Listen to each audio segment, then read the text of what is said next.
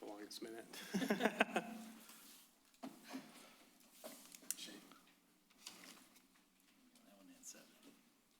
All right, good enough for me. All right, hello everyone. It is Tuesday, April 21st, 2026. We'll call the City Council regular meeting to order. It is 7 p.m. Would everyone please rise for the invocation given by Councilman Curley, followed by the Pledge of Allegiance. Oh, our gracious Heavenly Father, we especially ask your guidance and your patience for us tonight. We ask that you would be with the council as they make decisions, and we would ask that you would be with the citizens that are here tonight and those who are watching on television. Give us the strength, Lord. Help protect this beautiful city of ours. It's all right to have differences of opinion, Lord, as long as we respect the person that has those opinions. So we ask these in your name, the Jesus Christ. Amen. I pledge allegiance to the flag of the United States of America and to the republic for which it stands, one nation, under God, indivisible, with liberty and justice for all. All right, thank you, everyone. Please call the roll. Councilmember Baker. Here. Councilmember Curley. Here. Mayor Kleinfeld. Here. Councilmember Shadlick. Here. Councilmember Scott. Here. All right, approval of the agenda. I move we approve the agenda as presented. Is there support? Support. Any? Yeah, well, I was considering the two amending ordinances, items C and D. I would like to remove those from the agenda if council agrees. If not, then. So I was going to suggest kicking those over to the Planning Commission, but I figured we could make a motion for that at that point. Okay. All right. All right, please call the roll. Councilmember Shadlick. Yes. Councilmember Curley. Yes. Mayor Kleinfeld. Yes. Councilmember Scott. Yes. Councilmember Baker. Yes. All right, the hearing of the public is now open. Would anyone wish to be heard?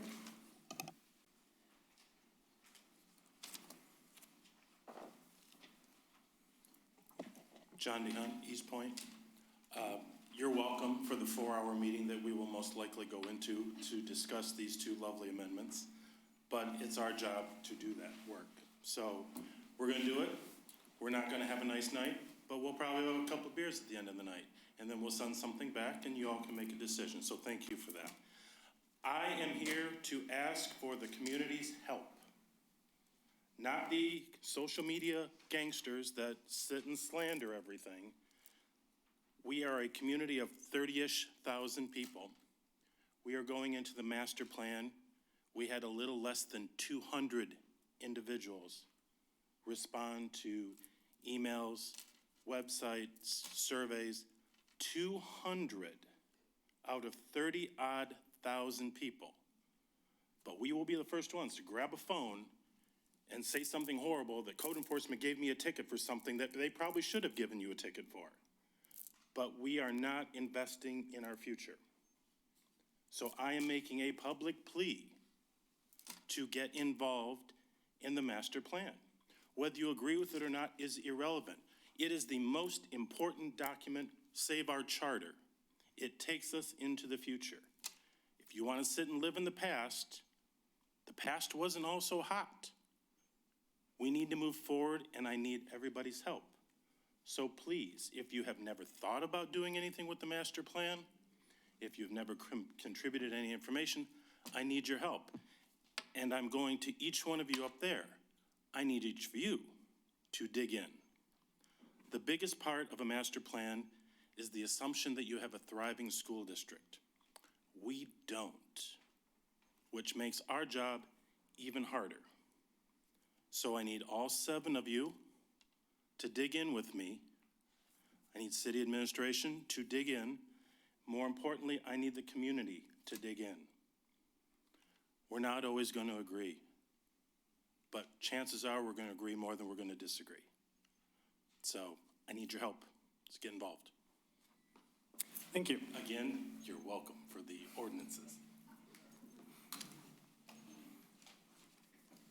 Hi, everybody. I'm Alex Stokes. I sit on the Planning Commission with John.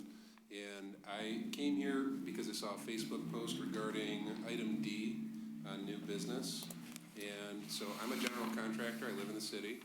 And I also have a landscaping trailer. I don't do landscaping. It's just something that I use to move kayaks around or help people move or something like that.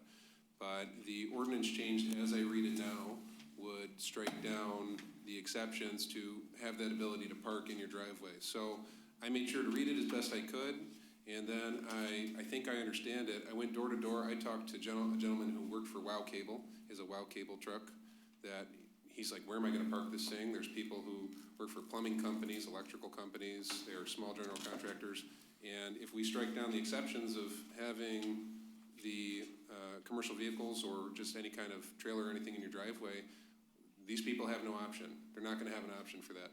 Now, I might have went around and told a bunch of people, so we might have a few people up here. That being said, I would also echo what John said. The master plan is very, very important, and we have had very poor community engagement. So it is very important to tell your neighbors and become active, and try to become active, and encourage others to not just click on your phone, not just get upset, but come to meetings and maybe voice your opinions too. So, thank you. Thank you.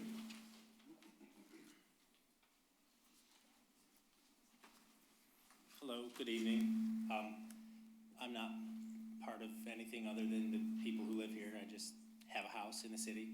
I've been living here, it'll be 10 years this November. I've never been to a meeting. I've never seen any reason to do anything other than vote in the elections when they come up. Today that changed. Like the gentleman before me, I don't have a personal need to park anything for my own business. I used to have a company van. If I was still a carpenter, I would be left pretty high and dry with this change. But there is, when I come home from work, I see a lot of them around, a lot of honest people just trying to do their jobs who are gonna, I don't know, have to park out of town and walk home.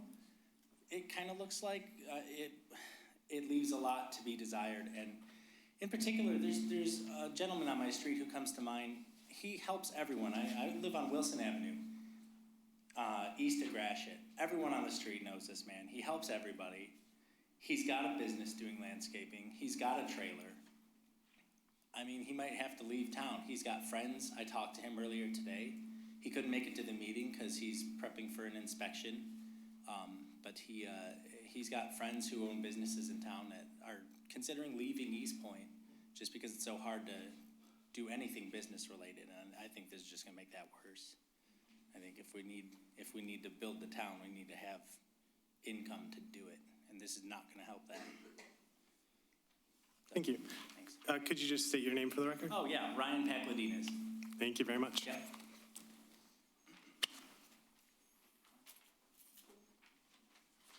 My name is Mateusz Chanowski, and I'm here for the ordinance D about the commercial and trailers in your driveways. I'm one of those honest, hardworking men that's trying to just provide for my family.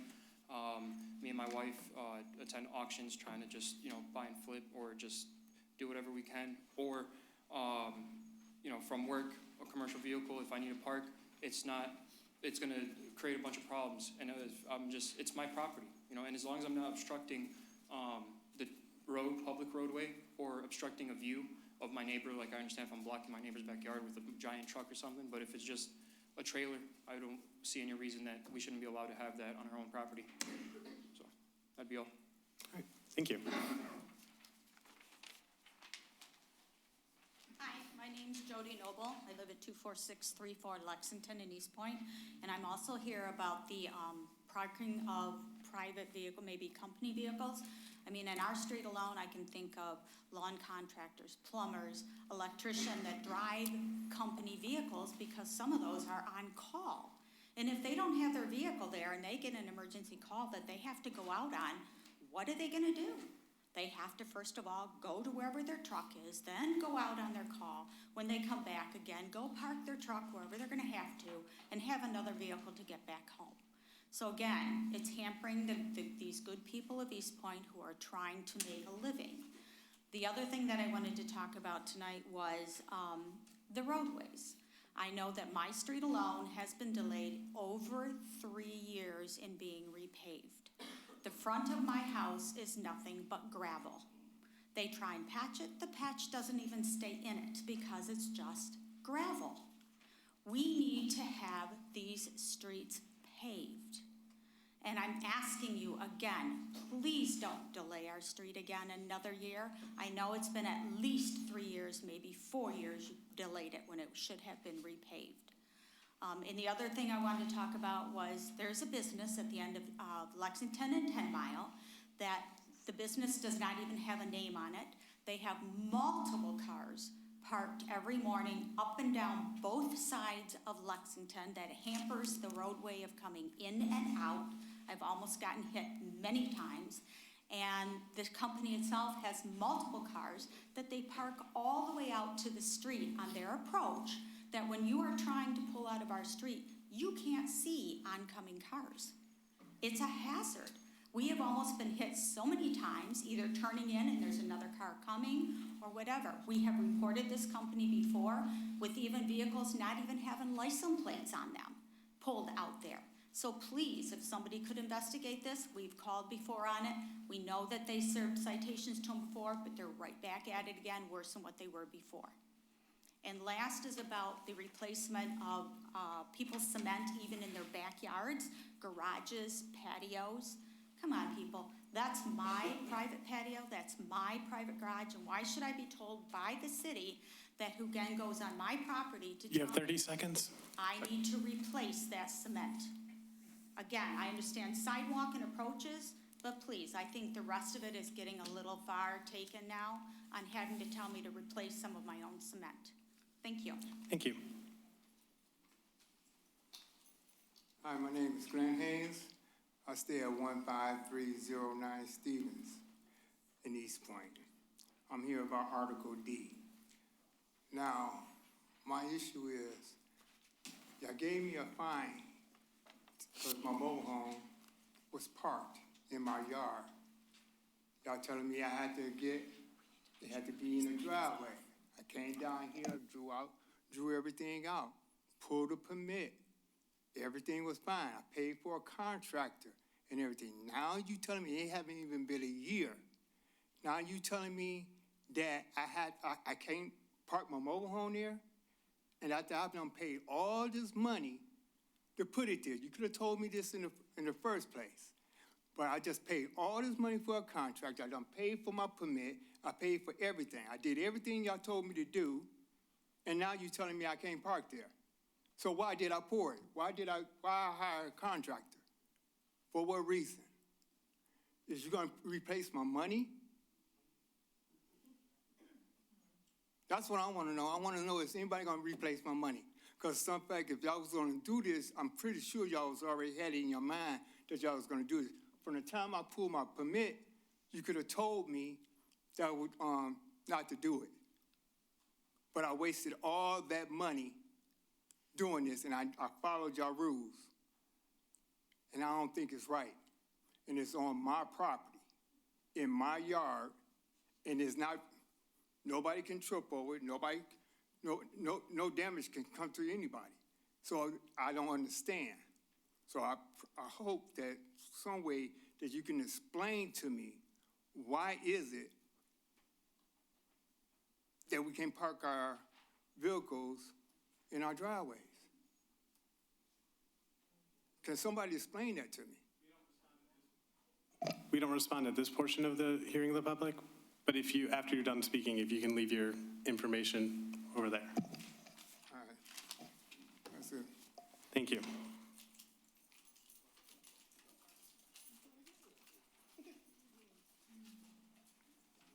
Hello, my name is Corey Thomas. It's my wife, Sharita Thomas.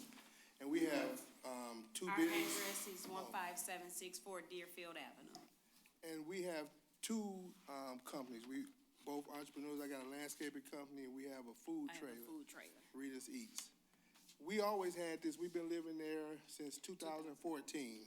And we never had a problem. We had older trailers and now we upgraded to now we have a commercial A bigger trailer. 16 by 7 trailers. They both the same size. So we never had any problems before, and now my neighbor is, when we barbecue, she calls the fire department, and she says she smells smoke, which is she's smelling barbecue chicken or ribs. Fire department came, sirens, the whole, And they wanted to buy dinners. They wanted to get a dinner. I'm like, yeah, come and get a dinner. We never had a problem.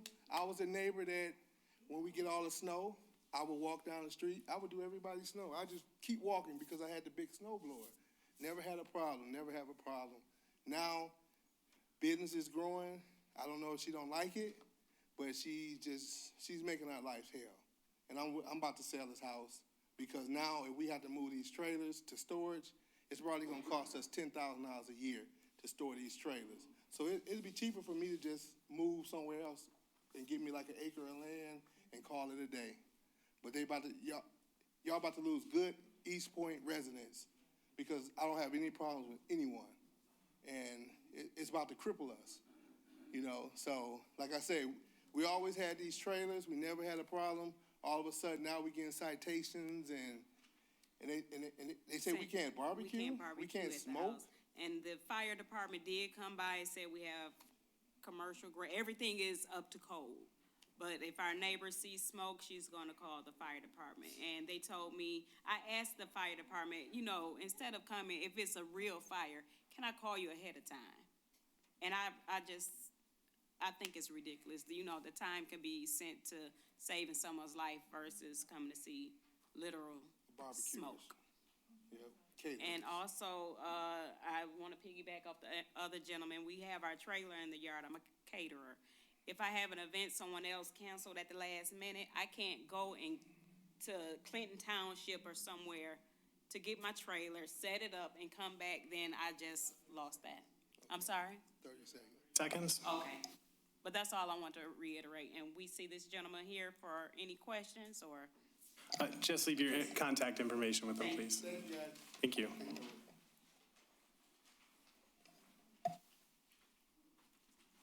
Hello, my name's Martin Lally. I think I've sent most of you emails over the weekend regarding this new policy with the landlord certifications.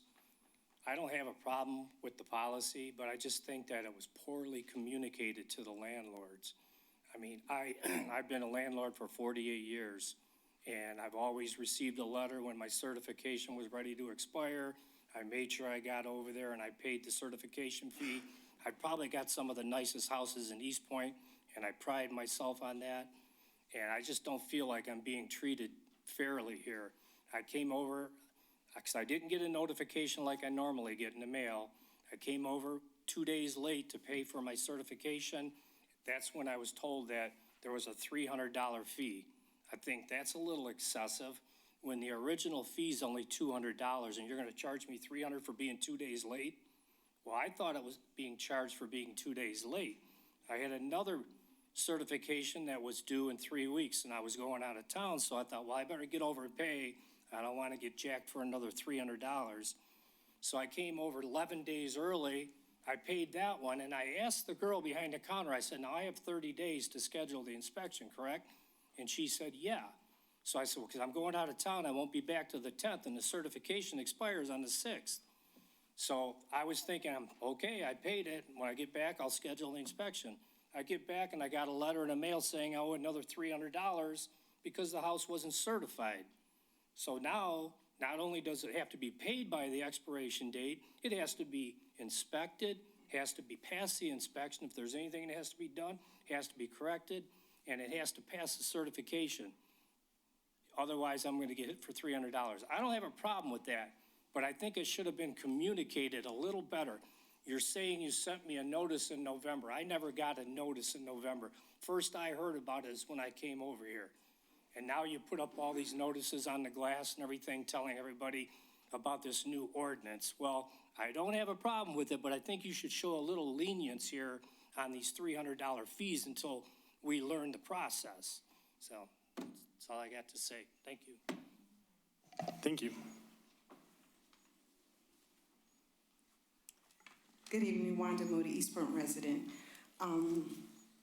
First of all, there's no need for me to reiterate anything that has been spoken tonight with reference to the parking and the storage, nor the concrete, because I piggyback on everything that they're saying.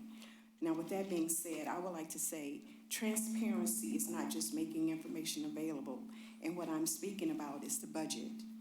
I had an opportunity to read through a portion of the budget, which is very voluminous.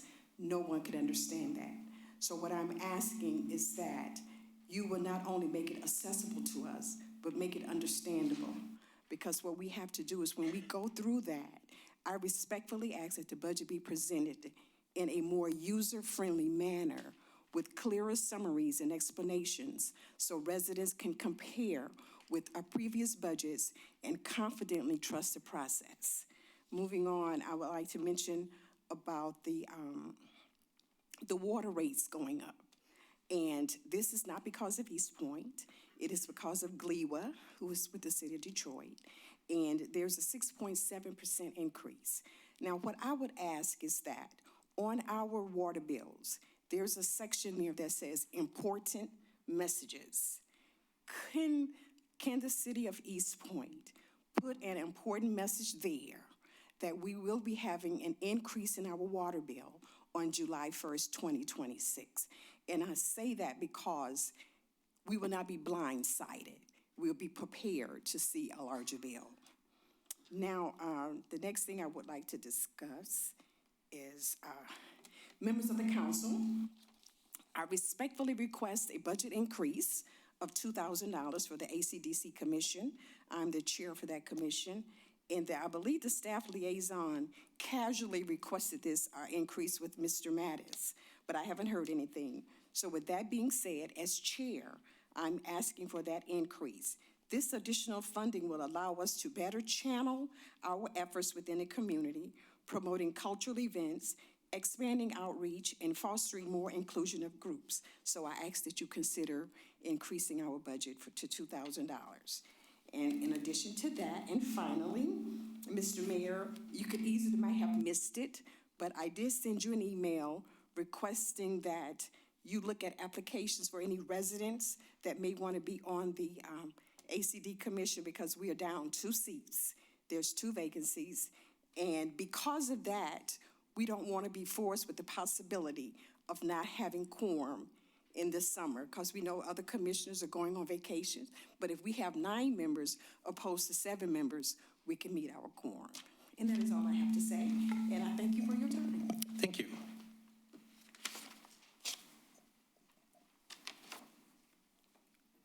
Good evening, Council. Mary Hall Rayford, Eastpointe.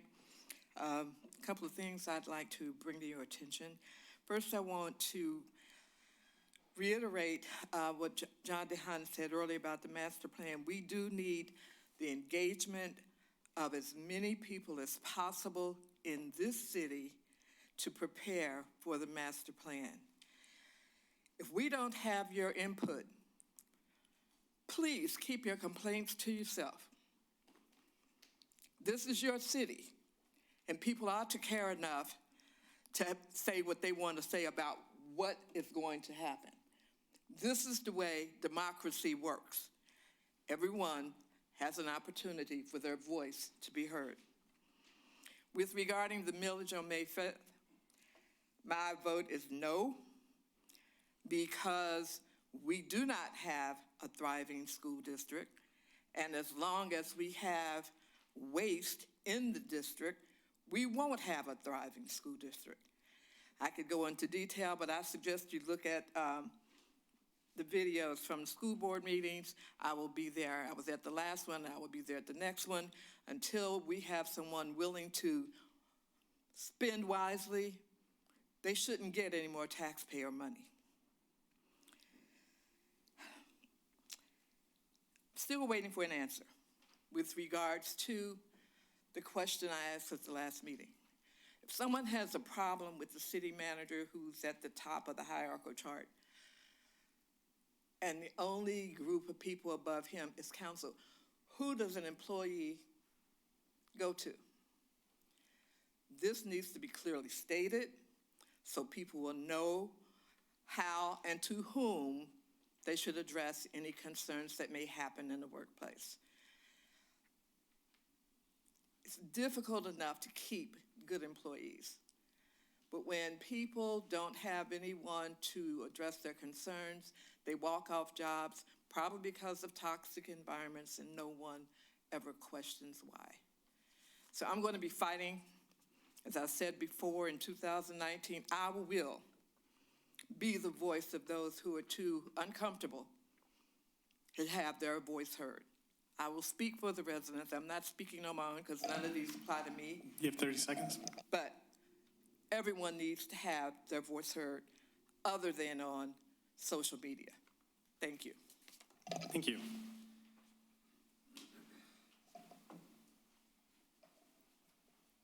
Hi, I'm in Newberry, Eastpointe resident.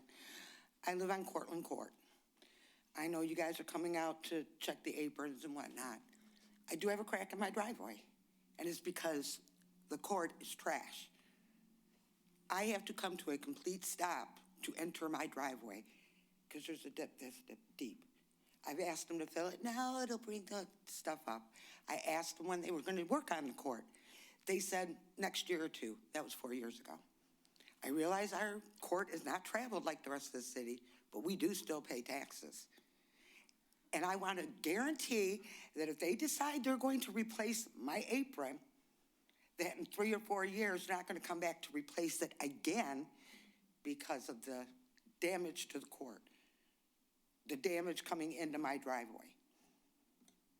You're not going to fix the court. Please don't fix my driveway because I'm not paying for it again in 2 or 3 years when you guys come back around.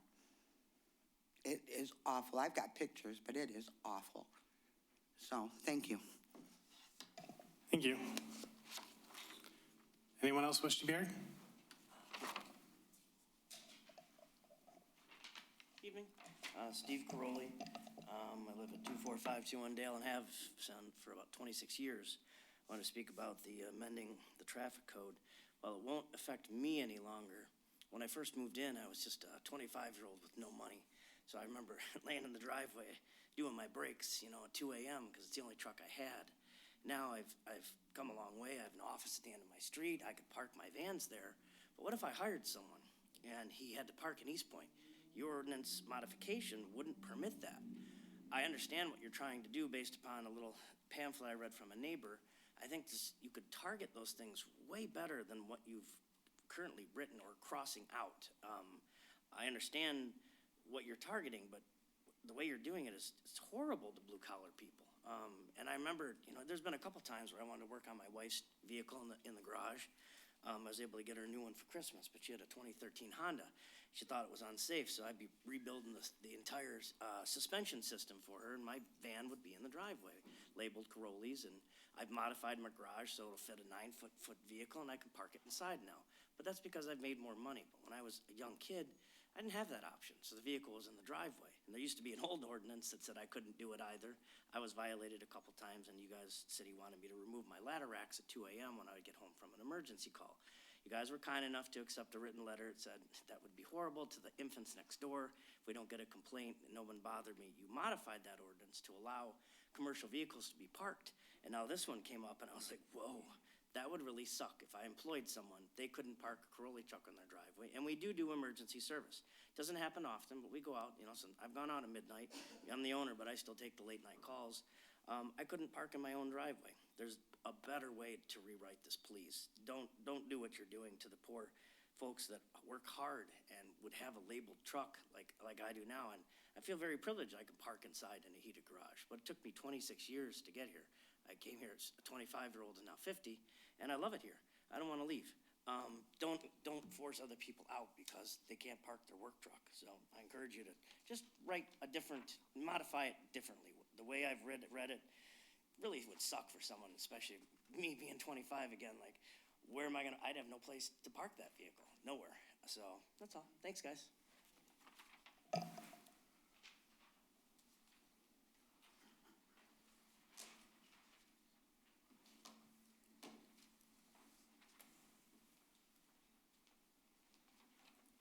Larry Edwards, Eastpointe residents, we the people.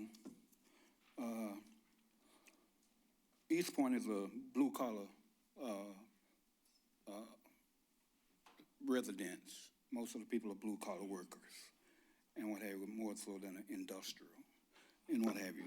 And we have a lot of concerns, a lot of problems that somebody, whether it's through council or through city employees in different positions and what have you, making all of these here outrageous decisions and what have you. I too, just like the previous gentleman, I work on changing my oil in my cars and what have you. I can't afford to go to Jippies and all of this and what have you and do that, but some of the things I can do at my own house and everything. So I don't know how somebody could have the audacity to sit up there and tell me I can't do what I want to do in my drive with my cars.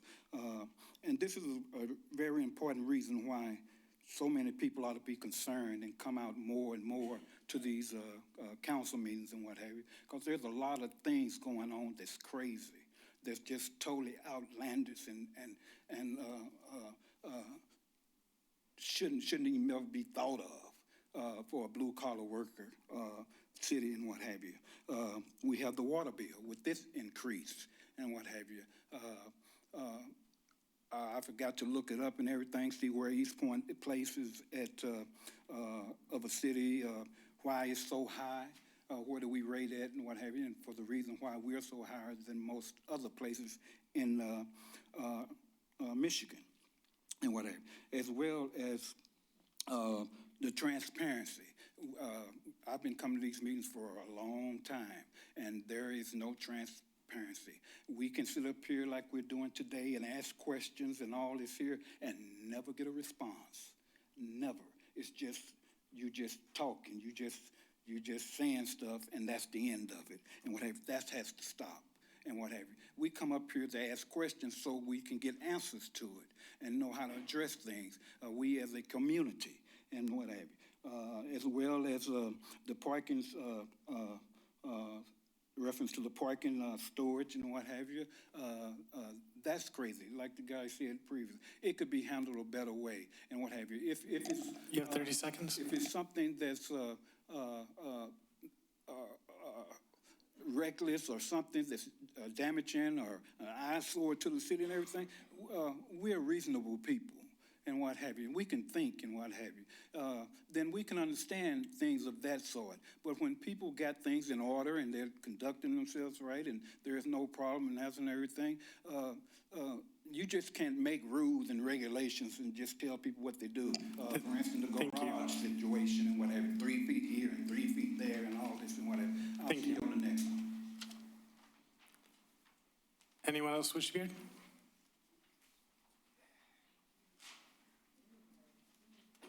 Good evening, Council, Mayor. I too oppose the school millage until Christina Gibson is replaced. I don't think it's any use giving her any more money. We need a new school system. Back to transparency, I asked, and I only from this young lady here tonight did I find out what our water rate increase is going to be. I asked last week, there was no reply. So that's not good. That's not transparency. I don't have to beg. And things are slipping my mind. The Stevens Road project needs to be on film, and I need to see it from home. Residents don't have time to go to meetings here and meetings there. And you're also hearing from residents, there's a lot of bum side streets. We don't need the Stevens project. We just threw a guy off this council for loopy ideas like that. Maybe we need to throw a few more out. I don't know. Oh, that might happen.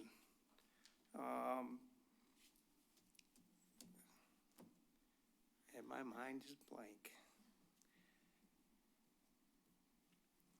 Well, I guess I'll sit down and I'll be back again. Better luck next time. Anyone else wish to be heard?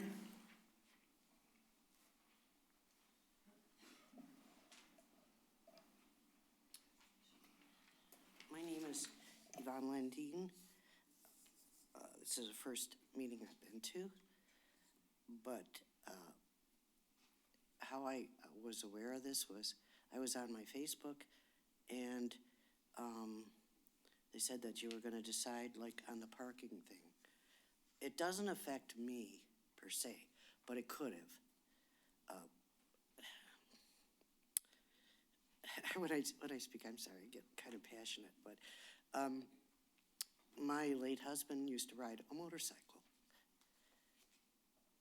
And this just came to me that we were thinking of getting a trailer. So if we wanted to travel a long distance and take it with us, we could do that. Now the storage would be in my backyard. How big is a trailer for a motorcycle? How big is a trailer for a lawnmower or whatever? I think this is taking away a lot of rights of people. Why did we buy our property? In essence, we do not own anything. If we don't own our little space, our little bit of heaven, we don't own anything. And more rights are being taken away from us. There's people that say, I bought my house outright for $60,000. It's worth $210,000 now. Now I'm paying taxes and paying more for what I thought I bought. And now I have to keep paying on it. It's like having a mortgage the rest of your life. Well, we don't own it then. We don't own it. If this city council is going to tell us that we cannot park, if we keep our houses up, if we keep our yards up, and we make our little area, our little piece of heaven, nice place to live, then why am I being restricted on what I can park in my backyard? I can't fit a trailer in my backyard. I can't fit my car in my backyard because they put the fence post too close to my house when they built the house. But still, there's other people. You can't park an RV. What if you have an RV and you've got it stored? Most people don't store it in their backyards. We don't have it big enough. You store it somewhere, you bring it home, and you're doing stuff in there, that you're getting it ready to go on a trip. You can't leave that overnight. You have 30 seconds? 30 seconds, okay. This is a lifetime for people. And this is people that have their own businesses. This is a blue collar neighborhood. This whole city is blue collar. You're just gonna run more people out of this city, just like the people have said before. It's cheaper not to live here. It hasn't been cheap to live here. I've been here over 20 years. And it used to be cheaper. Okay, I'm done. But Thank you. I'm just telling you, give us back our rights, at least for our little piece of heaven. Thank you. Anyone else wish to be heard?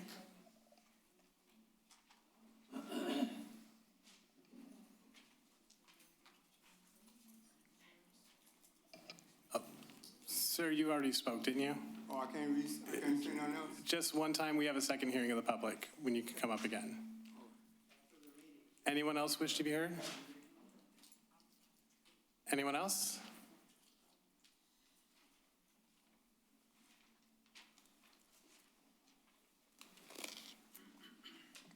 Jennifer Nicholas, Eastpointe resident. I love this community and these people tonight. This is Eastpointe.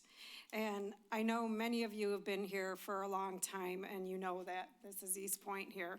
Some of you are newer and maybe you don't quite understand Eastpointe yet, but these people have very valid concerns about their life, their property, their lifestyle, how they want to live here. And I know that, you're talking about changes and going forward with new things, but you can't leave these people behind. So I hope that you all are listening to what's being said tonight and going forward with ordinances and changes. Keep these people in mind. Find a way to get them engaged. I'm thrilled that these many people came to a city council meeting. I would love to see them here every single week. And as far as the master plan, which John DeHunt and some planning commissioners touched on, maybe Mr. Mattis, if you could, during comments, refresh our memory when the open houses are for the master plan. I know they're coming coming up in the next couple of weeks. And I would encourage a lot of people to come out for that. And also, if these ordinances are going to be kicked over to the Planning Commission, if you make that date and time available to everyone so they can come out and say the exact same things that they're saying tonight in front of the Planning Commission. My issues with these ordinances, one, we already have ordinances that concern sidewalks, driveway approaches. Those are public areas. This ordinance seems to want to include driveways, garage slabs, back patios. These are not public areas, and I'm sorry.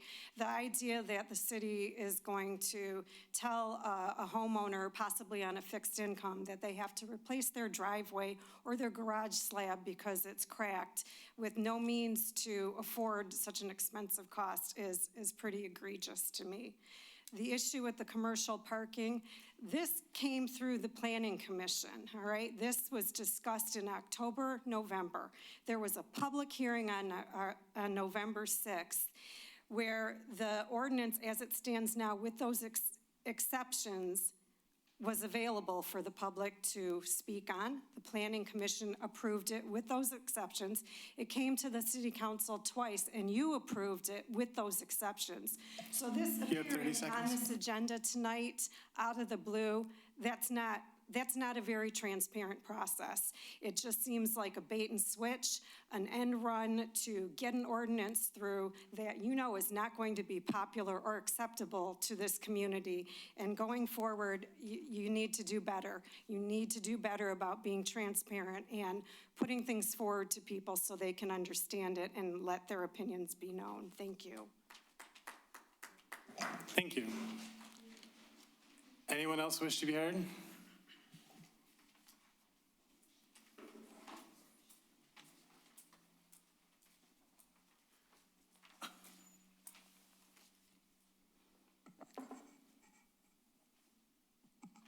Before I get into my comments, I just want to take a quick minute.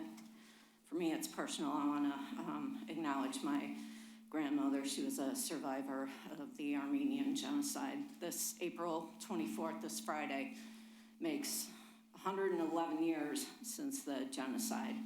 And the miserable Turkish government still denies that the Ottoman Empire brutally massacred 1.5 million out of 2 million Armenians.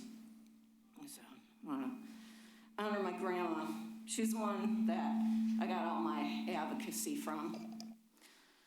And,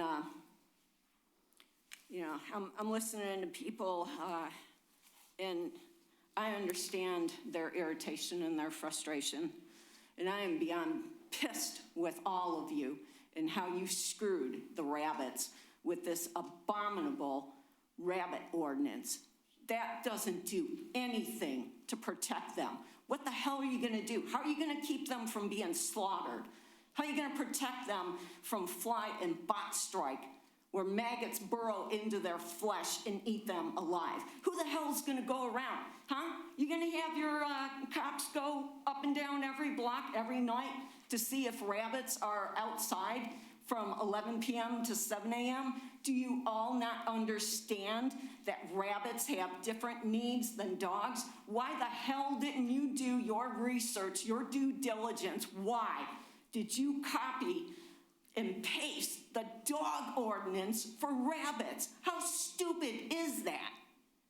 You know, I mean, I expect the federal administration we currently have to be corrupt, inept, and just unconscionable, but you all are a bunch of Democrats. You're just as corrupt as they are. You're not doing a damn thing to protect these rabbits, but you all want to sit there and pat yourself on the back like you did something so great. No, you screwed these rabbits. You put them in harm's way. You've done nothing. You know, and then you don't want some grandma sitting in jail for 93 days. You don't even know the difference between a vaccination and a sterilization. And then, so instead of standing your ground and explaining it, no, you decided you wanted to decriminalize this and take away from Judge Galen's discretion in her sentencing guidelines. I mean, this is just beyond stupid. The city is known about this landlord who is not recertified for over 2 years. Those tenants are living there illegally. They can't live there without a certificate of occupancy.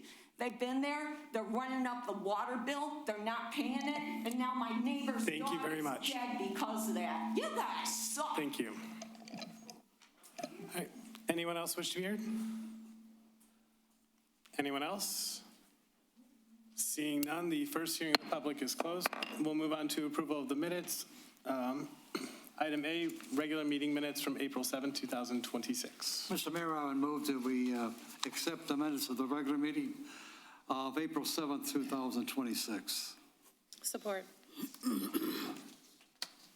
Please call the roll. Councilmember Curley. Yes. Councilmember Shadlick. Yes. Mayor Kleinfeld. Yes. Councilmember Scott. Yes. Councilmember Baker. Yes. All right, item B, approval of the closed session meeting minutes from April 7, 2026.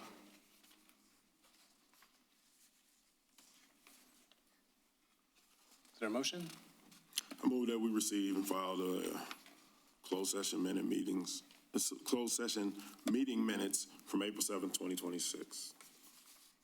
Support. Please call the roll.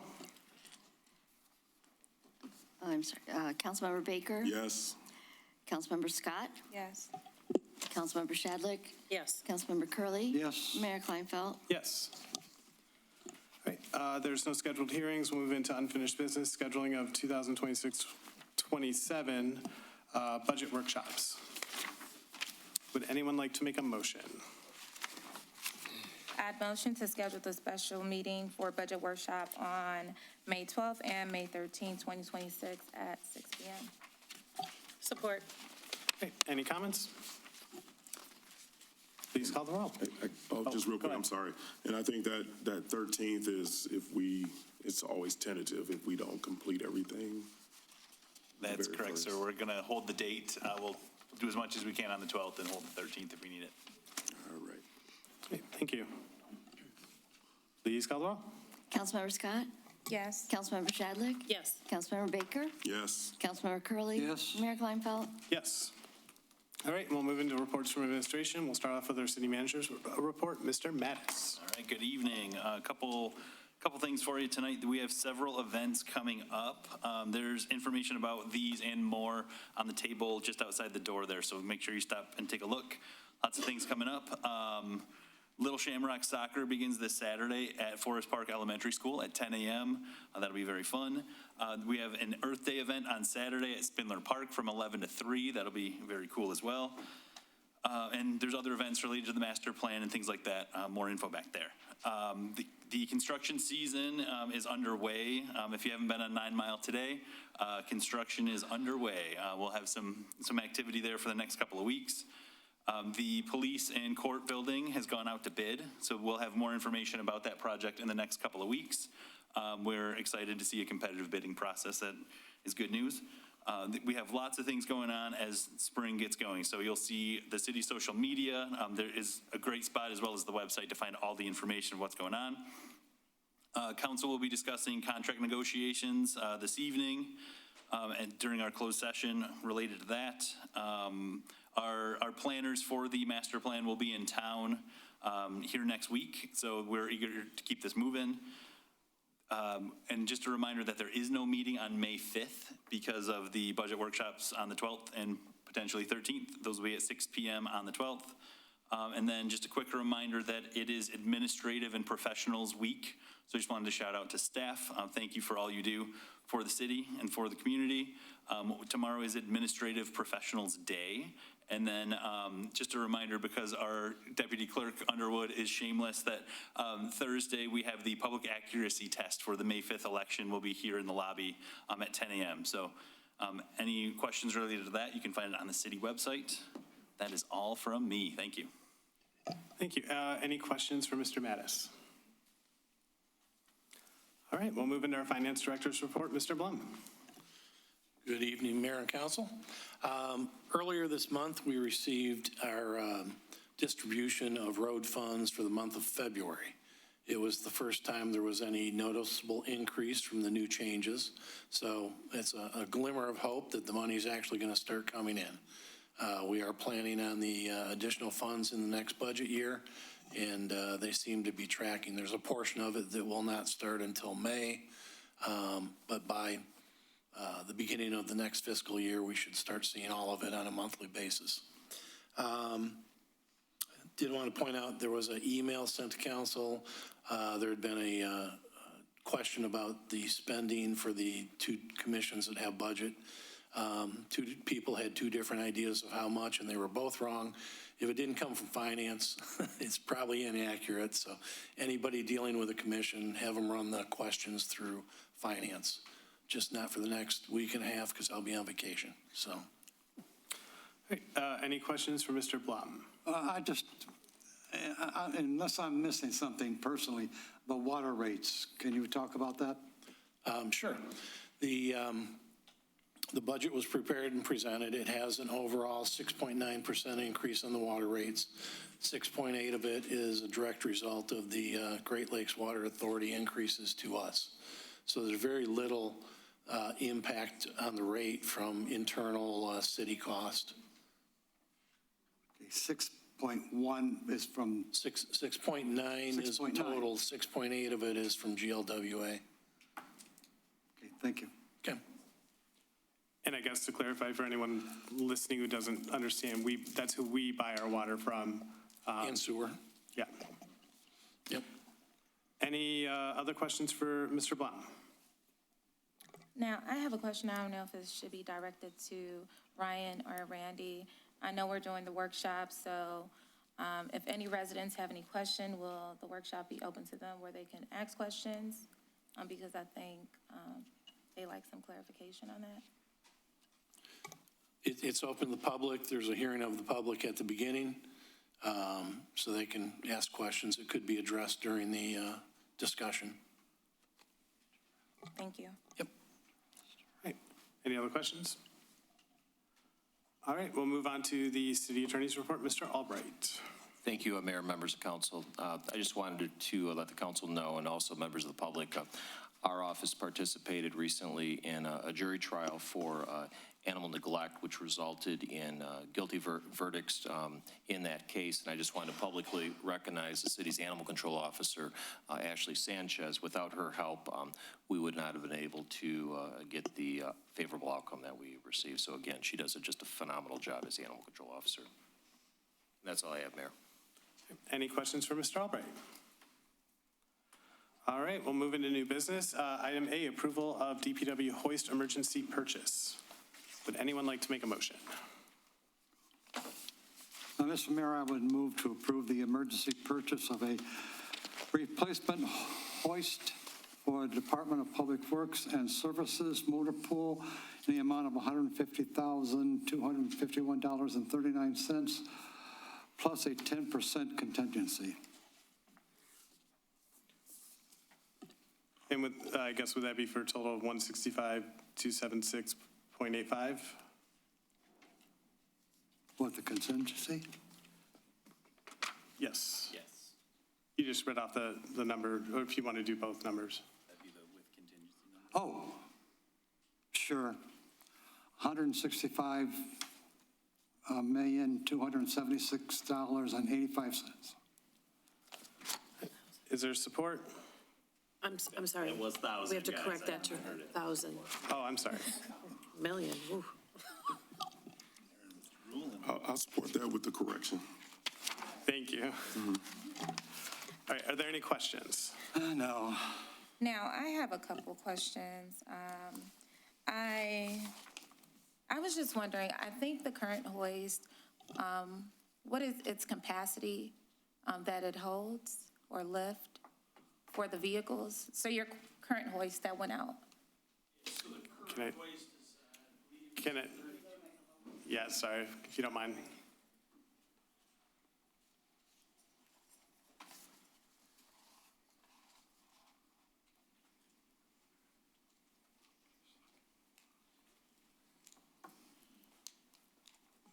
So I didn't bring my notes with me, but I believe the current hoist is a 32,000 pound capacity. The new hoist will actually be double that, and that's just due to the modern trucks and the equipment on them is a lot heavier the old hoist was built for an older fleet, smaller fleet, and so we're just getting current with the equipment that we have. Okay. And is that, I know you're stating that your new hoist, you'd be purchasing so that you would be able to work on, say for instance, larger vehicles like the fire trucks. Do we know the weight capacity on the fire trucks? Yeah, so we did actually go and get weights on those. The only one that we wouldn't be capable of lifting is actually the new ladder truck, but there really is very little because that has its own lift system with the hydraulic outriggers. The cost to get a lift that would lift that vehicle is almost double, and for the amount of, the instance that we would actually need that, it just wouldn't be, it wouldn't make sense financially. Okay. Okay, so for the largest truck that you have, do you know the weight capacity on that? Or is what I'm trying to determine is the current hoist that you're trying to purchase, is there like a smaller hoist that would be cheaper? So right now, our vehicles at Public Works, our heaviest one is right about 55,000. Once you get the fire fleet in there, a loaded vehicle, we're pushing just over 60,000. Okay, okay. I think you answered all my questions. Mr. Mayor, the memo that we received indicates that the hoist they have now is 60 years old with a 30,000-pound lifting capacity. With a little research on that, it's actually 70 years old. Oh, thank you. The DPW director came over. Okay. I will note that a memo from you is incorrect. Gladly noted. All right. Any other questions? Please call the roll. Councilmember Curley, Yes. Councilmember Baker, Yes. Mayor Kleinfeld, Yes. Councilmember Shadlick, Yes. Councilmember Scott, Yes. Great, thank you very much. Item B, introduction and first reading of ordinance 26-1260, amending non-owner occupied housing. Would anyone like to make a motion?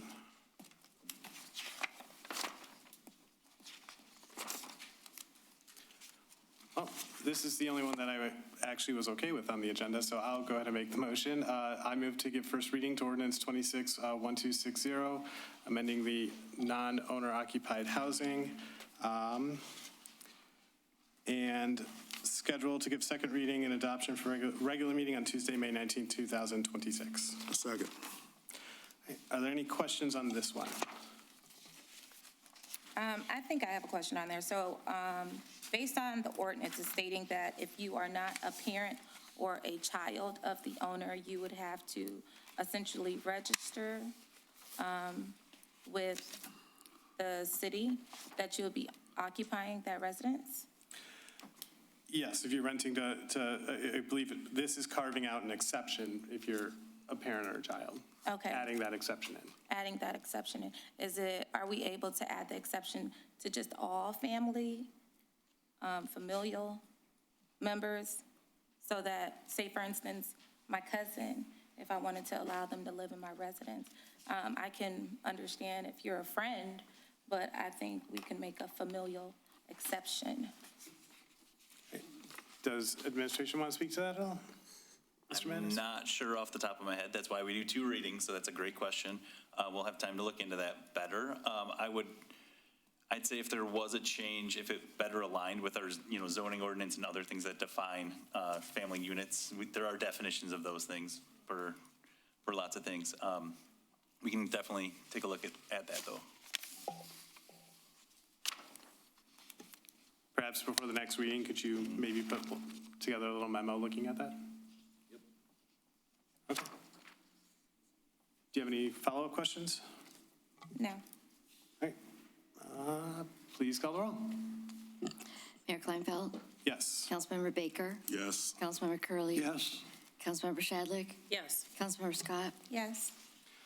All right, item C is on the agenda for introduction and first reading of ordinance 26-1261, amending chapter 38, article 3, adding flat work replacement criteria.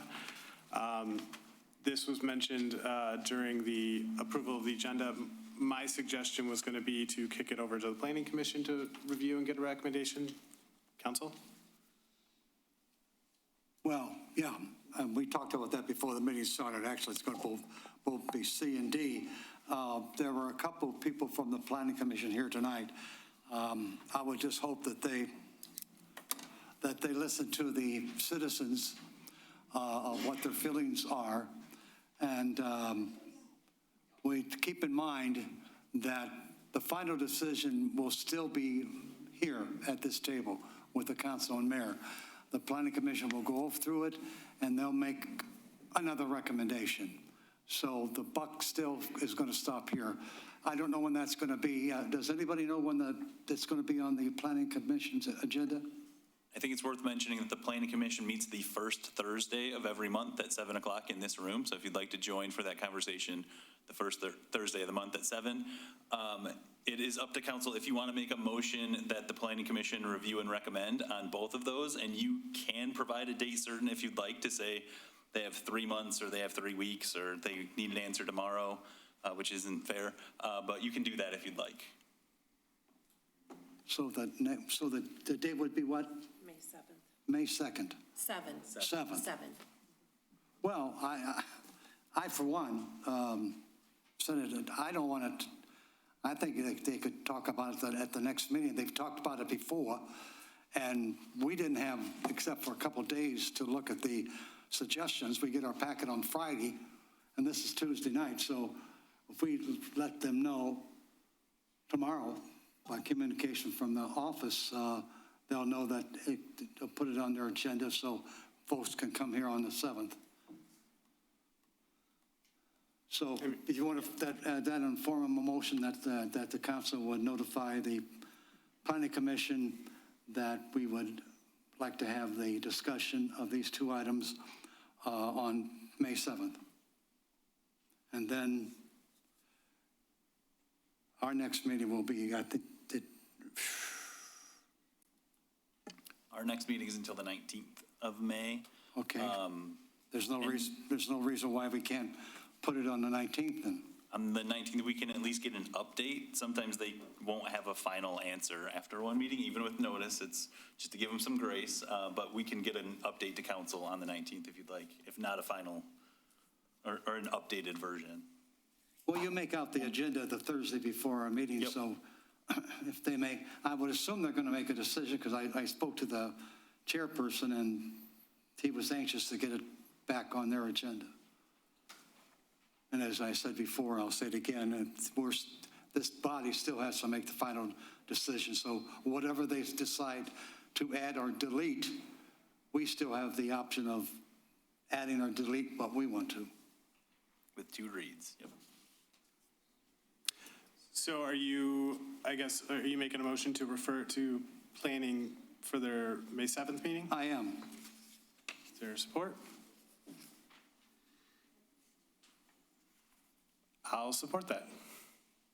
Any other discussion? Could we ask, could we read back the motion, make sure we got it all? I was trying to simplify it. Would it just be a motion to refer to planning for their May 7th meeting? Refer the item C and D to the Planning Commission at their meeting of May 7th. Still support that? And the mayor supported it. The motion. The council didn't. The mayor did. Yeah, I was ready to vote against it anyway tonight, but I mean, if it goes back to planning, there may be,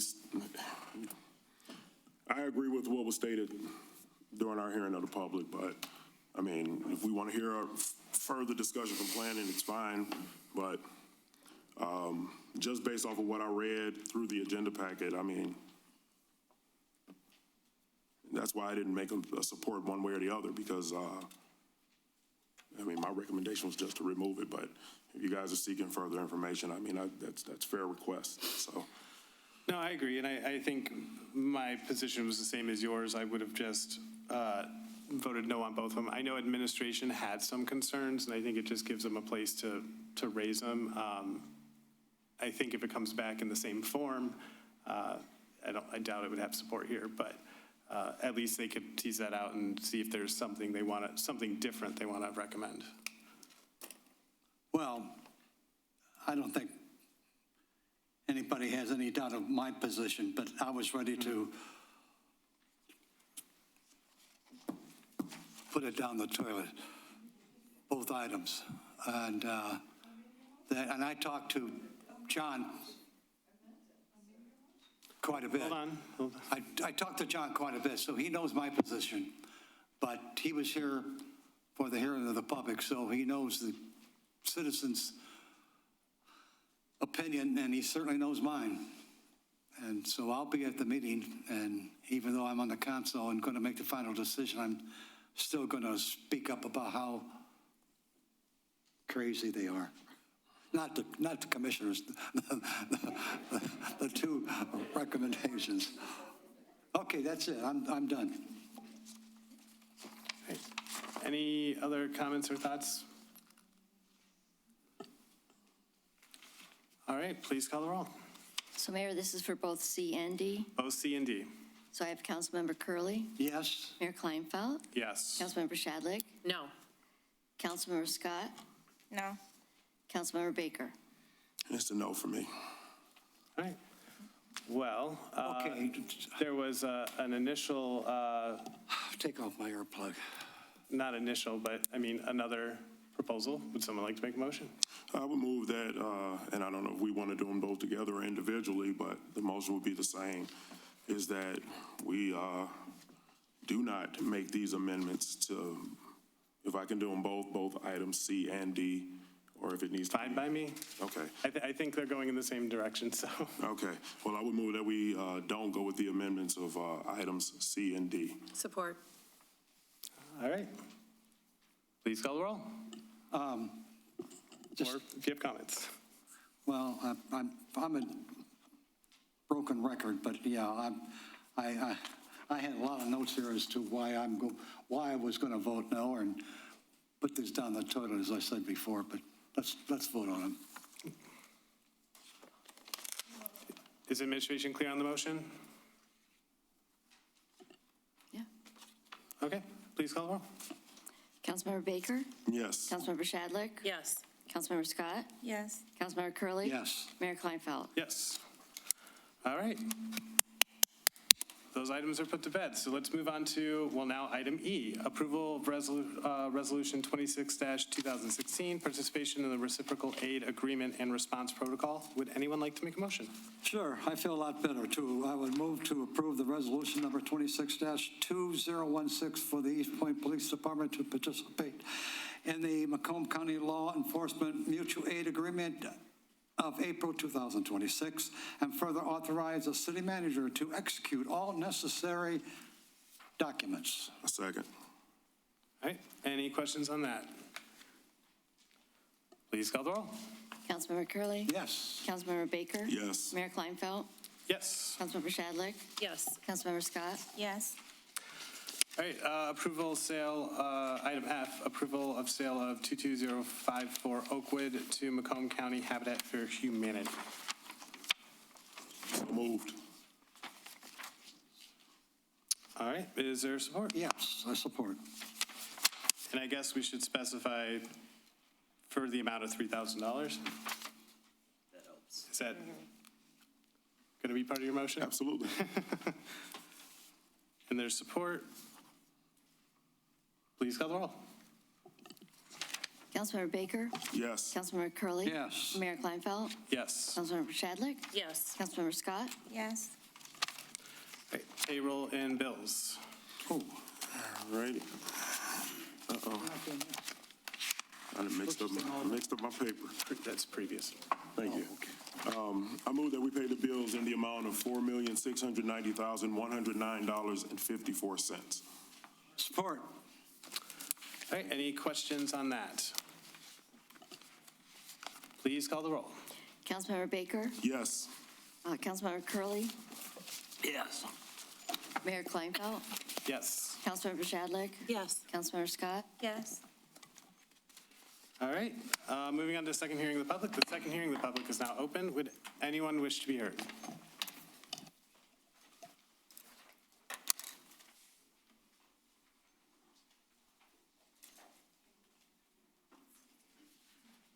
Hi, Jody Noble, 24634 Lexington.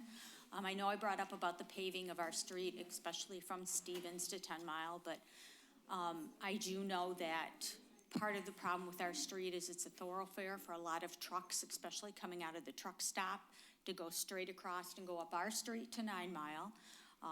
Part of the other issue is the towing company that's at 9 in Lexington. But the other thing I wanted to ask is, please, if you can find it, to put Lexington on the repavement schedule for this year. We are the only street that pretty much has not been expanded widthwise. If you have 2 cars parked on both sides of the street, it's barely enough room for a car to get down the center. And if you go on other streets that are either Roxana or any of them around there, they have all been expanded. They have plenty of room. So again, that's something else I'd like you to please consider and repave our street this year and not delay it again. The other thing I'd like to say is thank you for putting those 2 issues down. And the other thing I wanted to bring up was I am an owner of a recreation vehicle, and it is a large one. I can't keep it in my yard. I do store it. But at the storage, there is no water supply. There is nothing. It is just a parking lot. And I need to bring home my trailer and have it in front of my house so that I can pack it, unpack it, clean it, wash it, wax it, whatever I need to do to it. And if that would have passed, I would not even be allowed to maintain my recreation vehicle anywhere because you cannot do it at the campgrounds either. A lot of them, you don't have running water. So please, again, thank you. And if that comes back up, I hope they do reconsider the way it was worded. We had so many hours to have it sitting out front of the house to maintain it, and that worked out perfectly fine for us. Thank you again. Thank you. Anyone else wish to be heard?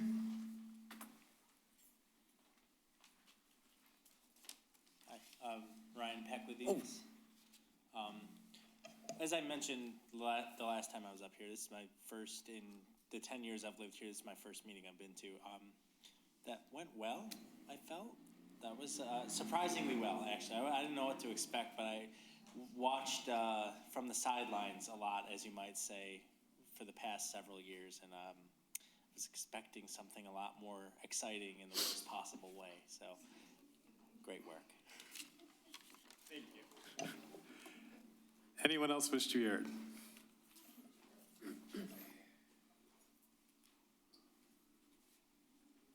John Solera, Kelly Road. I'd like to note, although it's not the city's fault, we had a nearly 7% water increase last year, so now we're looking at 14% over 2 years. That's really high, considering that DTE and consumers are on the same path. This is not good. Last meeting, we had information brought to us by a citizen that said we eliminated a $90,000 job, but yet our administration fees did not go down at all. So where did the money go? I mean, where are we spending the money? If we've eliminated a $90,000 a year employee. So there should be some money, but I guess there's not. And I don't know. I would like to know if this year's budget had a $300,000 deficit, I understand. I would like to know, I mean, last year's budget, well, we're in this year, but the last budget had a $300,000 deficit. What is the deficit in this budget? And I'd like some comment. I don't want to, leave in the dark like the last meeting, you guys holding secrets to the last minute. We have a ballpark figure you can throw out, I'm sure of that. This Stevens project sounds like the 9 Mile thing all over again. I don't know if we must have to put some money in it. Not everything is going to be given to us through whatever grants or whatever you got. And if our money's going into it, there should be meetings in this room. They should be on video so people can watch at home. We can't track all these meetings personally, going to, there's 2 meetings listed here. We have a video camera in this room. We need to see this stuff on video, what's being proposed, how much it's gonna spend. And if we can't, You have 30 seconds? for scheduling purposes, if we can't do it here, we have a video person here in the city. She needs to take her camera over to these meetings and record them. If you have to pay her overtime, there should be a lot of money. We just eliminated a $90,000 a year job. So pay her overtime, get these meetings on film so that we can watch them at home. Thank you. Anyone else wish to be heard?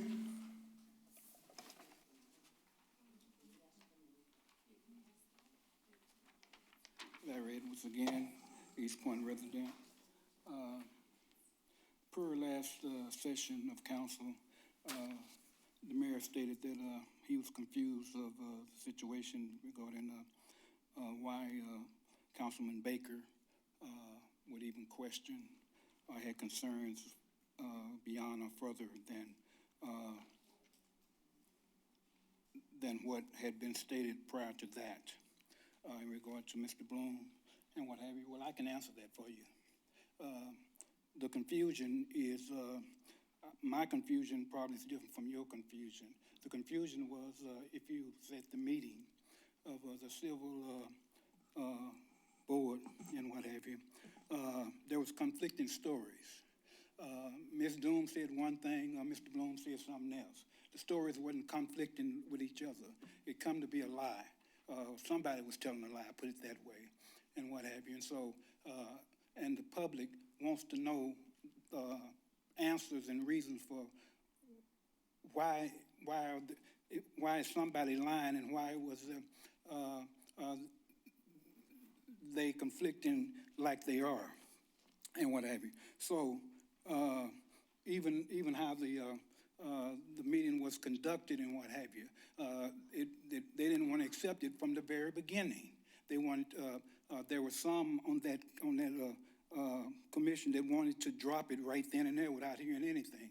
Well, when it was voted on, the question was, should we look into it more since we don't have the evidence or the understanding of what's going on with it and what have you? And that's all it was. It wasn't a yay or nay in the defense of Ms. Brooks or anything of that matter. And it was voted no, not to even look into it further and what have you, which was absurd and whatever. So that's the reason why people want to hear. And that's the reason why Mr. Baker did what he did and what have you, rightfully so. And we should have a right to know and what have you, because it's something that's very fishy about how this whole deal went down. And matter of fact, I'm gonna make a statement here to reinstate her position. That's what I recommend, that she get her job back. There's been enough flamboyant and all this kind of stuff and dancing around everything that regard to this here, when nothing makes sense, nothing comes together other than it was a set up deal, a planned deal. It was a conspiracy and what have you. So that's the answer, since she was confused of why it was brought up again. And thank God that it was. And what have you, and it's not done yet, and it won't be until the final results come in to the right thing is being done. Much. Oh, thank you. 30 minutes? 30 more Nope, that was 3 minutes. Oh, you didn't tell me about 30 seconds. Sorry, I tried to. I think it did not pick up on my mic. Sorry about that. Jennifer Nicholas, Eastpointe resident. I'll pick up where he left off regarding Vicki Brooks. At the Board of Ethics meeting on February 18th regarding the budget amendment that he created, Mr. Blum stated there was council dissatisfaction with the position. They did not feel that the city could afford or should be paying a $90,000 a year position. The request was to eliminate the deputy position and bring back something at a lower level. At that same meeting, Elke Doom stated, the elected officials asked Mr. Blum to put this as part of his budget amendment. At the March 3rd City Council meeting, Mayor Pro Tem Baker asked, who from council requested the budget amendment? Is there anyone who can speak to this? Mr. Blum responded, "Since I created the budget amendment, I can. It was initiated by Councilman DeMonico and Kleinfeld. They requested that the budget amendment be put in place and added to the agenda on the first meeting in September." At the last city council meeting, which was April 7th, Cardi DeMonico and Mayor Kleinfeld both said that they did not add the budget amendment to the September 2nd agenda. No one ever said that either of them did. Cardi DeMonico said that Mr. Blum's statements were false, and Mayor Kleinfeld said he did not know why Mr. Blum made the statements at the March 3rd meeting. Mr. Blum sits right here. I think you probably could have asked him at that meeting why he said what he said.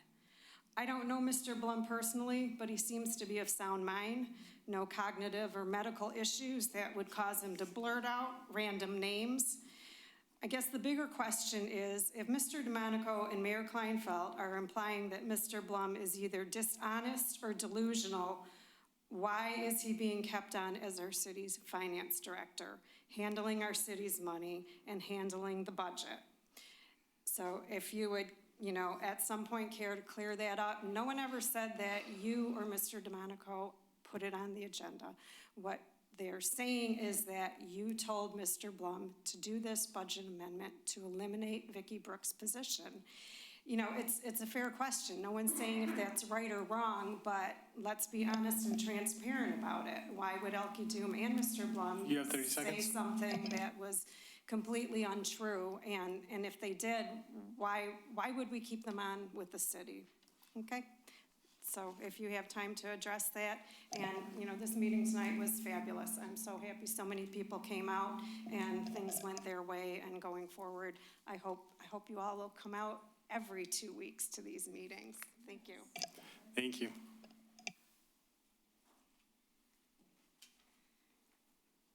Mary Hall Rayford, Eastpointe resident. I'm excited to see people come out. I'm excited to know that council is actually listening. Sometimes I've wondered, and every one of you know that because I don't have a problem telling you that. But tonight you listened, and I'm thankful because in the city, and I think we have something like 32% senior citizens. Most of us have limited incomes, and we can't afford to do a lot of major repairs unless they're extremely dangerous. And so being mindful and considerate of that fact, of course, it would also be helpful if someone is putting together these changes, if they actually lived in the city, to understand the residents better. I think that would be extremely helpful as well. So,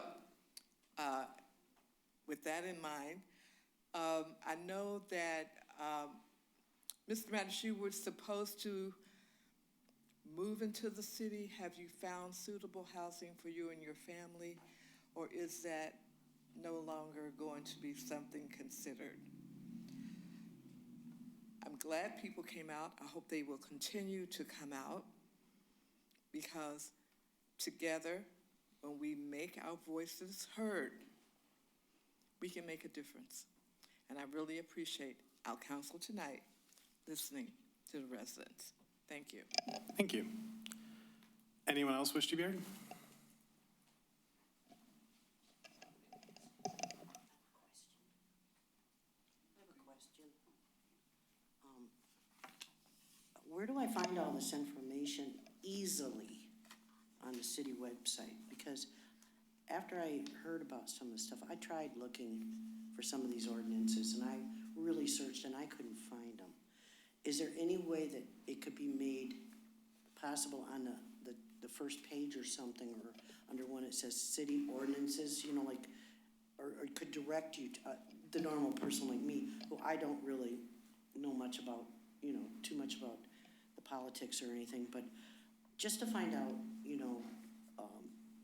what's going on with these ordinances, because I got a letter from the city about them coming out for concrete or something like that.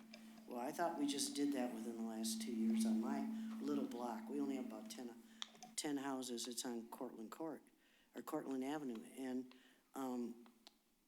I went in and looked at my front and I go, well, I have no cracks in my sidewalk. I have fairly brand new, apron, what they call her, that thing down at the bottom.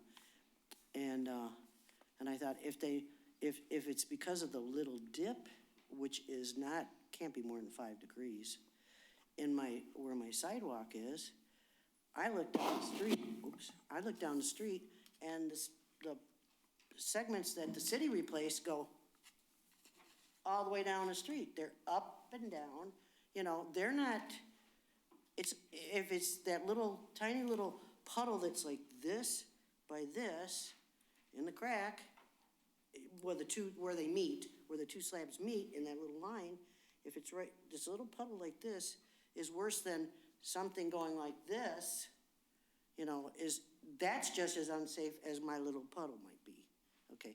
So I couldn't understand it because I asked my next door neighbor if he got a letter, he said no. So now I'm wondering, I heard somebody saying about that, and I didn't know this, and it's my fault that I didn't think about it, but now you can tell us to replace our concrete on our driveway? I mean, I have the old stuff, the real old stuff from the beginning, the real good concrete. And I got a crack in it, and I know where that came from. It was from before we bought our house, they put a dumpster on it. Those people that put those clean-out dumpsters, they don't care. They just drop them, and it breaks the slab. Because that happened, I grew up in Harper Woods. Our house we had for 40 years.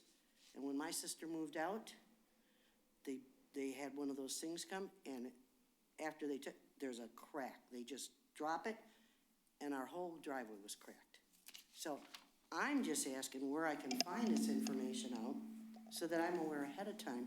That can be more informed. You have about 30 seconds. Yeah, I just want to know if it's possible to put something maybe on the front page that if you want to see, like ordinances or whatever, very easily, instead of having to go through every single department, or whatever. I couldn't find some of the stuff. I found ordinances that weren't even listed on here that look like they're coming up. So I would just be, I'm just here to say that, I do want to be involved a little bit more, and I want to see what's going on, but I'm confused about what's wrong with my front yard. Can you leave your information over there? Thank you. Just so I can find out. Oh, thank you. Anyone else wish to be heard?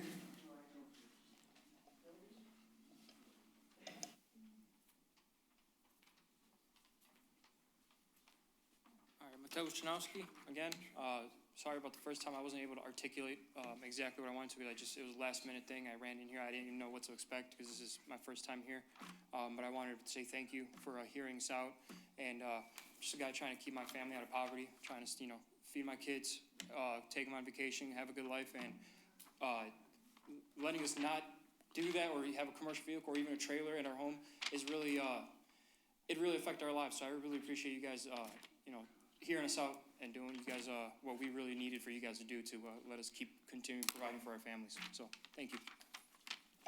Thank you. Anyone else wish to be heard?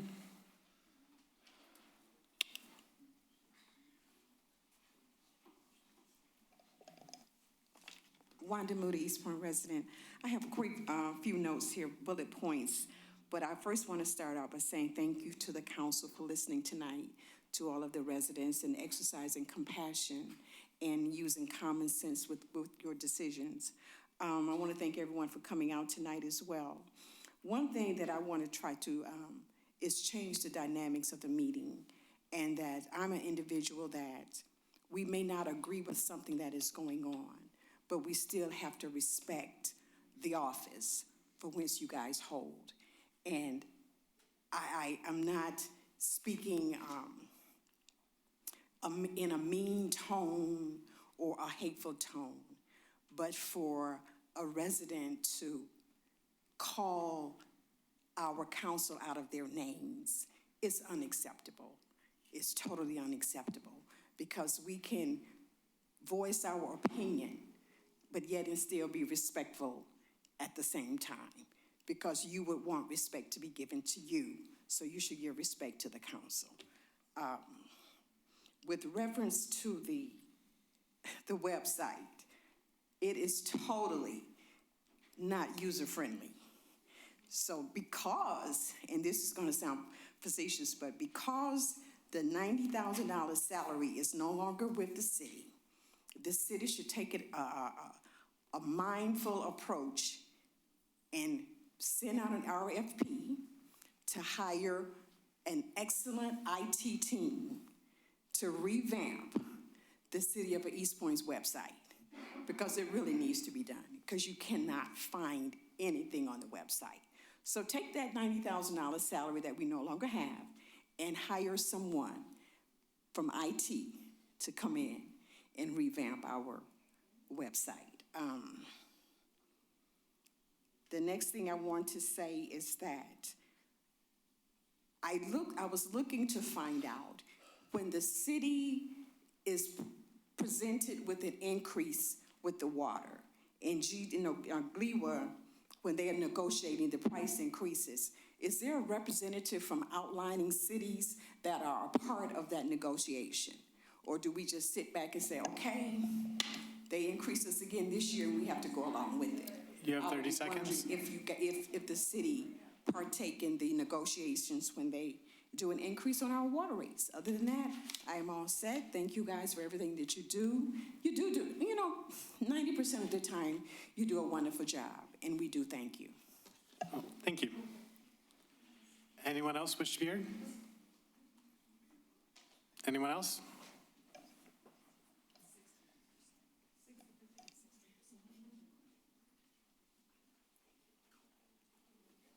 Just a reminder, our First Amendment settlement does allow us to call you out individually. Nothing in the world is more dangerous than sincere ignorance and contentious stupidity. Y'all took first prize. Your gross incompetence proves you have no way to stop breeding, hoarding of rabbits, or any more of them freezing to death. What's the matter? 3 rabbits that froze to death? That's not enough? No light bulb goes off in your head there? I hope she gets the maximum sentence allowable by law, because what she did was disgusting. And why did she have 3 or 4 rabbits to begin with when only 2 are allowed? Your amended ordinance for the rabbits is just pure garbage.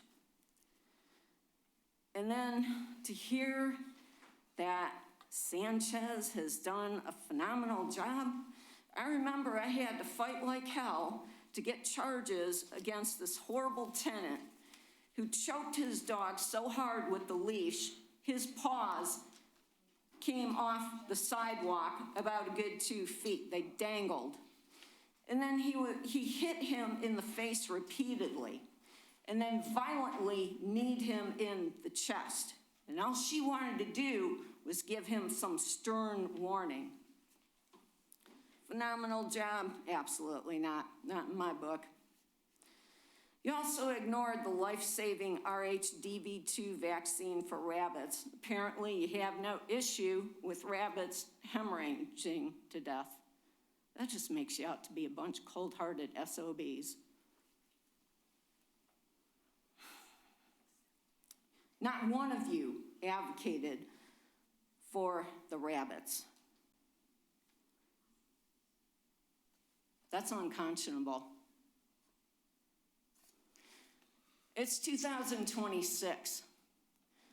Now, even though the antiquated law still considers animals as property, that's not how society views animals. You have 30 seconds. They're family. And you have done absolutely nothing in this ordinance to recognize them as family. And clearly, you've done no rabbit rescue work. I've got over 34 years experience with rabbits. I know what I'm talking about. Everything I've told you is life-saving, and you all ignored it. Thank you very much. Anyone else wish to be heard? Anyone else? Seeing none, the second hearing of the public is closed. We'll move on to mayor and council reports. Councilwoman Scott. Thank you so much. I just want to go ahead and provide a reminder that there will be a Memorial Day parade hosted by the Eastpointe Military Museum. So it starts at 11 a.m. on May 25th, and it will end at Splendor Park. If you would be interested in participating, the final meeting is May 18th at the Military Museum, 16600 Stevens. If you are interested in participating in that. Also, Friends of the Library presents the game Bunko, and it will be hosted this Friday at the library from 5 to 7 p.m. If you would be interested in coming out and having a nice night with the community members, we'll see you at the library. I would like to thank Yvonne for just giving me a reminder. I think when she said her home or her property is a little piece of heaven, that really reminded me exactly what my house is to me and actually what our property is to each resident member. And so we need to take into consideration as council that that is your little piece of heaven, but this is our little piece of heaven as well. And we should take care of it as such. Moving forward, we are asking for residents to participate in the master plan. I know we have Juanita, who is the director for community engagement. I would like to see her being incorporated and trying to see how she can tap in and reach out to the community and get them to engage with the master plan. I share the same consensus. We do need a more user-friendly website for our residents. And so I would like to see some improvements there. And lastly, I know Mr. Curley touched on this about increasing the funds for the beautification committee, but I would also like to see how we can work at increasing that also for ACDC. So thank you so much, and that's the end of my comments. Thank you. Councilwoman Pashadlik. I just want to piggyback on what Councilwoman Scott had said. Bunko is Saturday. Yep, Saturday. I think you might have said Friday by Did I? mistake. I'm sorry, Yeah. Saturday. So it's Saturday, 5 to 7, and we're encouraging everyone to go, of course, because it's for a good cause. It's through it benefits the Friends of the Library. So if you would like to come out, all are welcome. It's $15 and you pay at the door. So I wanted to mention that. I also wanted to encourage everyone to attend Earth Day Saturday at Spindler Park at 11 a.m. it starts, so if everyone could come out then. We have a lot of great groups who will be there as well, representing, I know Arts and Cultural Diversity Commission will be there with a table where we're hosting some plant seeds. And I would encourage everyone to come, and that's one other thing I had. I think that's all I had. Councilman Curley. Thank you, Mr. Mayor. I, too, am excited there's been so many people come tonight, and I'm extra excited about the people who came up and spoke in opposition to the two items that we were going to deal with. And I'm sure that the administration will not attempt to put this back on the agenda anytime soon.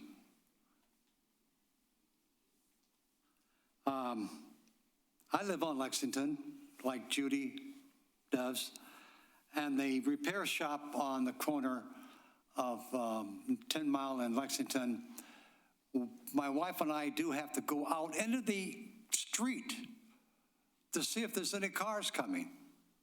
Chief, it's terrible. You know, I'm going to get hit. They park their cars well beyond the sidewalk, right up onto the street, and one warning from the police department, hey, you don't do it anymore. If they do it again, I don't know how much the fine would be. $500? I don't know. Whatever. But yeah, that's really dangerous.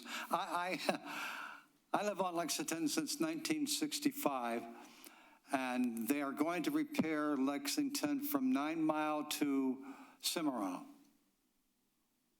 You know, it's not all that great, but travel down to Lexington and 10 Mile Road, it is almost as bad as 10 Mile and Hayes. It is terrible, but AEW said, well, Harvey, we don't have the money and it's not scheduled for another year or so. So we'll have to put up with that. Well, we're celebrating what year for America? 250 years. And how often do you see women appreciated and honored? Not very often. I often thought, will we ever have a woman president? And at my age, I think I've got one more. Next year is probably going to be my last presidential election, because the other one I'll be in the late 90s, but we'll see.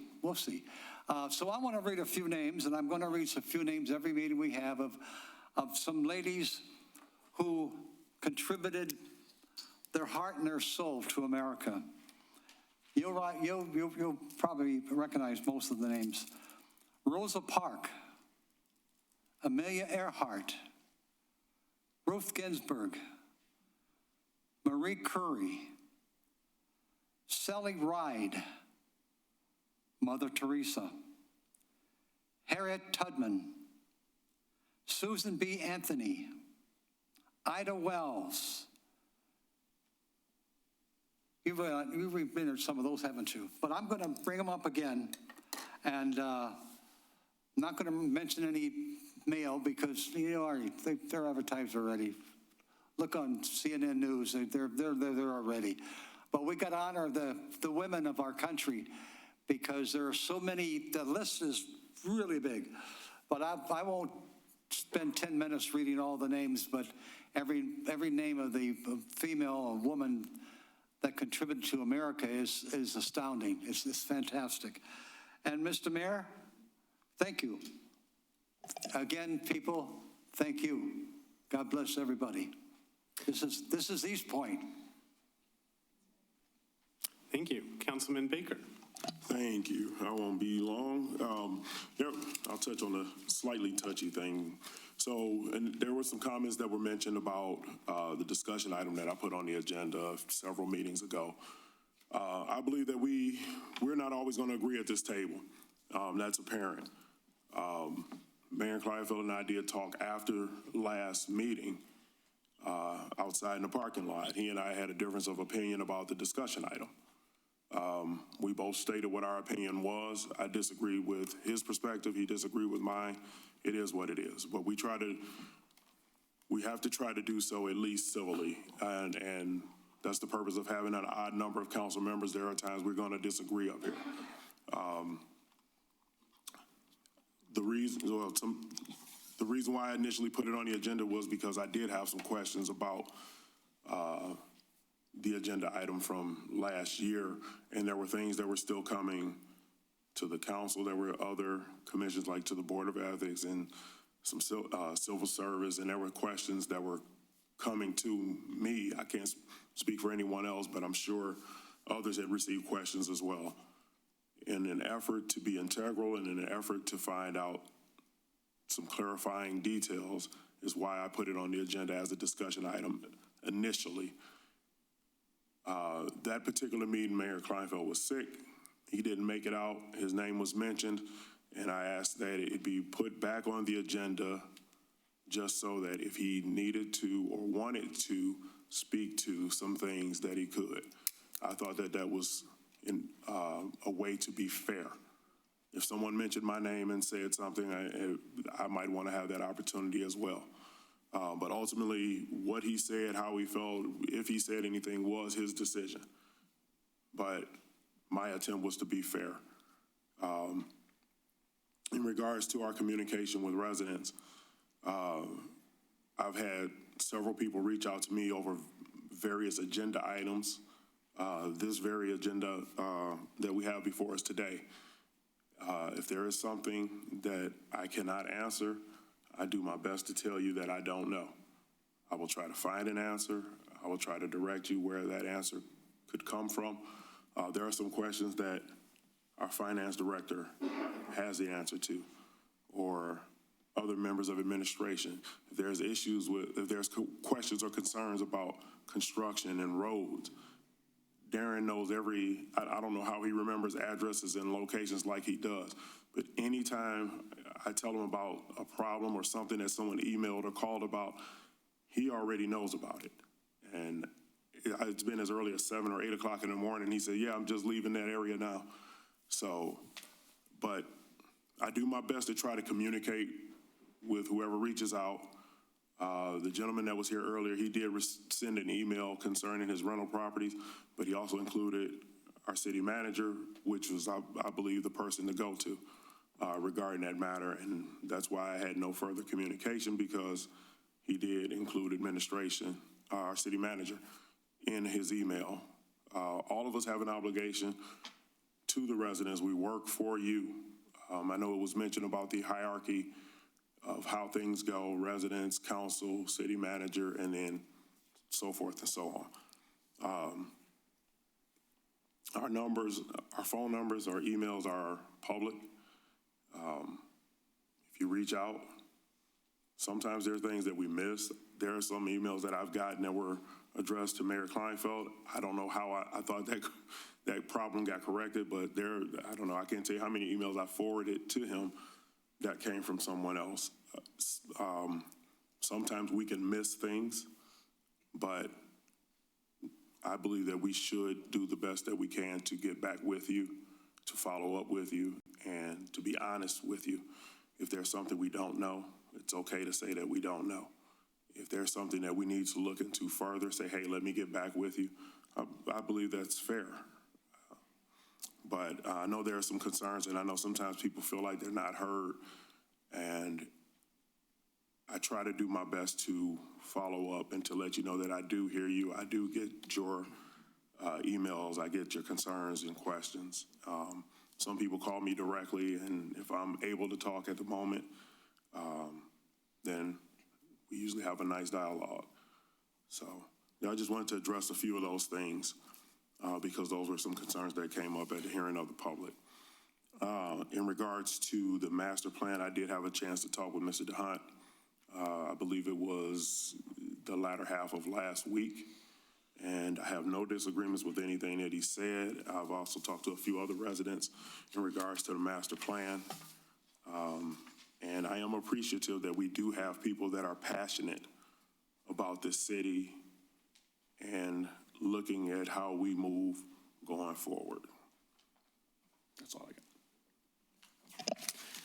Thank you very much. I guess I'll start off by saying Councilman Baker is right. We had a discussion after our last meeting, and I had strong opinions that I shared publicly, but we disagree, and that's totally okay. And, you know, at the last meeting, I got my opinions out. I have no desire to kind of beat a dead horse or berate anyone publicly or repeat myself over and over again. I had got out what I had to say, so I appreciate Mr. Baker's comments. And moving on from that, thank you to everyone for coming out tonight. I appreciate the amount of people that came out speaking against the agenda item. Also, thank you to the members of the Planning Commission who were willing to take up that item and sort of rehash it. But, you know, sometimes if we're all in agreement to get something done, then we can just take care of it now. So thank you to council for that. And in regards to the master plan, I know people hear that thrown out a lot. If you're curious about it or you have no idea, you know, what that is, I encourage you to research it a little bit. But at its base level, if you're interested in your giving input for that, just think about what ideas you want to see for Eastpointe, what things you want to see in the future, and reach out to council members or members of the Planning Commission or come to a meeting just to share those ideas so that we can, at its simplest level, that's what it is. What vision do we want for the future? So if you are interested in getting involved, please do. And With that, I will entertain a motion to go into closed session for collective bargaining pursuant to MCL 15268-1C. So move. Support. All right, please call the roll. Councilmember Baker? Yes. Councilmember Shadlick? Yes. Councilmember Scott? Yes. Councilmember Curley. Yes. Mayor Kleinfeld? Yes. We'll go into closed session at 8:49.